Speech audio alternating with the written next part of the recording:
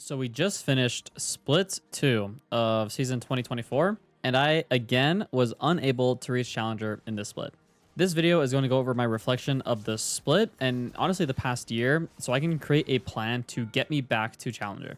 So let's start off with the basics. I am not playing at a challenger level, obviously, or else I would be challenger. I last got challenger just over 10 months ago, and I maintained it for about a month and a half, but I just haven't been able to get back to that same level after dropping it. And it really sucks because the last 3 splits, I've been ending at the Masters like 400 to 500 LP mark for all of them, including the split that I did get challenger just because I've lost my mind. So I haven't even ended grandmaster despite being challenger at some point.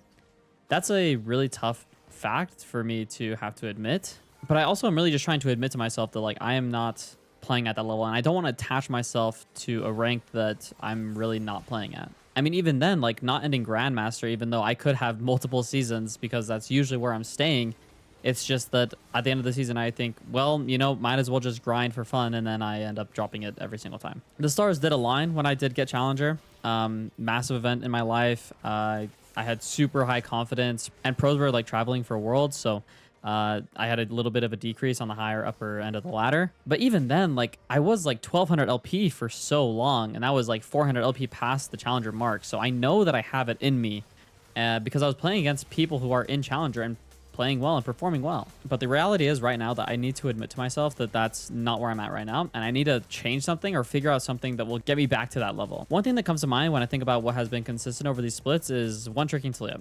I mean, I've been a Talia one trick for over a year now, basically playing only Talia, except for maybe a few times where I played a few games of Akali, and I had a bit of a Tristana stunt when she was like OP. But past that, I played only Talia for this whole time. And I think that it's helped me in a lot of ways. I don't think I would have gotten challenger if I wasn't one tricking Talia.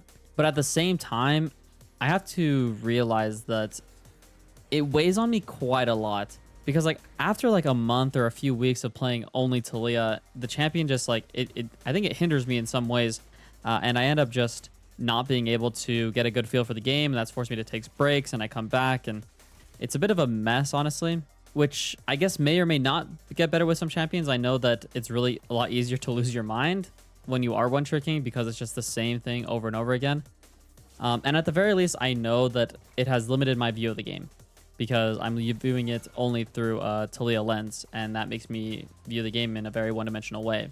Like I said, it's helped me a lot, and I think that it was one of the main things that really drove me to be able to get challenger in the first place.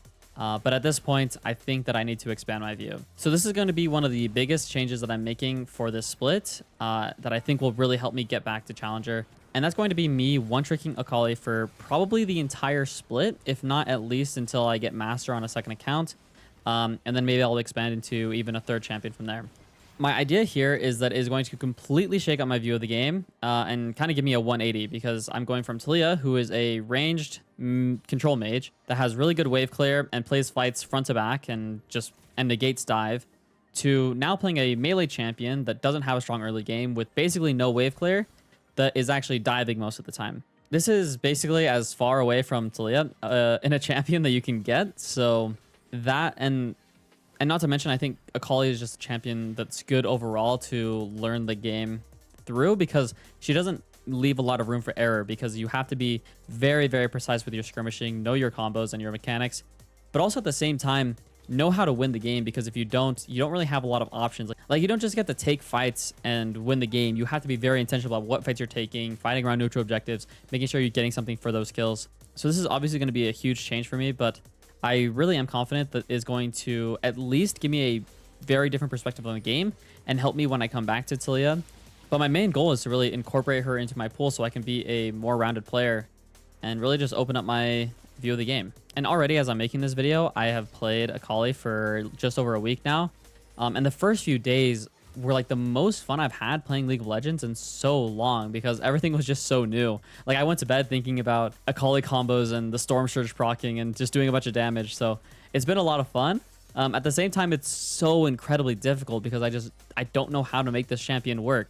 And it's going to be a real shock to see how much I have to fight to really understand this champion and get it to a decent level. Past that, I'm going to probably put a lot of my efforts into being intentional about my process and making sure that I'm actually making strides in the right direction.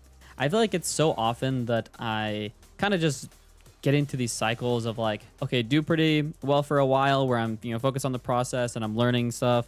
And I get it to this point where I'm focused on execution and I lose my mind for a week because I'm losing games and I can't handle it mentally. And then that basically just like resets all of my progress. Like, yeah, sure, I learned a little bit, but I have to like get the rank back now. And realistically, the learning is just not consistent enough, clearly. Something that I've really been thinking a lot about recently has been the focus on behavior and how realistically at the end of the day, like if you want to achieve something, all you have to do is make your behavior align with that thing. And what you have to do is take on a process that you know is going to work and do it for long enough that you're actually able to reap the benefits of it, because it's really easy to stop early when you don't see the results instantly. So yeah, that's my goal. Right now, I'm going to play Akali. I'm going to play a bunch of games on her and try to get a good feel for her until I start refining and optimizing my games. It has been a long time since I have not played only games on my main and mainly played Talia. So it's going to be very, very difficult for me to adapt. But what I'm going to do is I'm going to full send on this journey and I'll see where that gets me by the end of the year. I'm just going to take it 1 week at a time, realistically, and make sure we keep on improving. To me, getting Challenger back is probably one of my most important goals that I have going for me right now. I want nothing more than to be able to prove to myself that I can do it again and I can do it even better, because my goal is not just get Challenger one time. My goal is to be a consistent high Challenger player. And I am not going to stop at anything until I achieve that.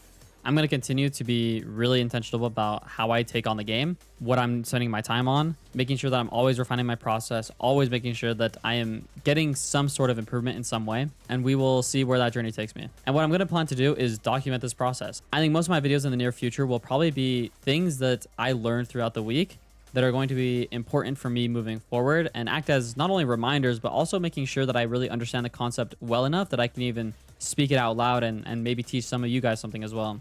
And hopefully you guys enjoy seeing this process and this documentation of this process that you can use, that hopefully when I do get Challenger again, you guys can use it to refine your own process and be able to get the same results. I appreciate you guys a lot. Good luck on your solo, you guys, and keep pushing for your goals.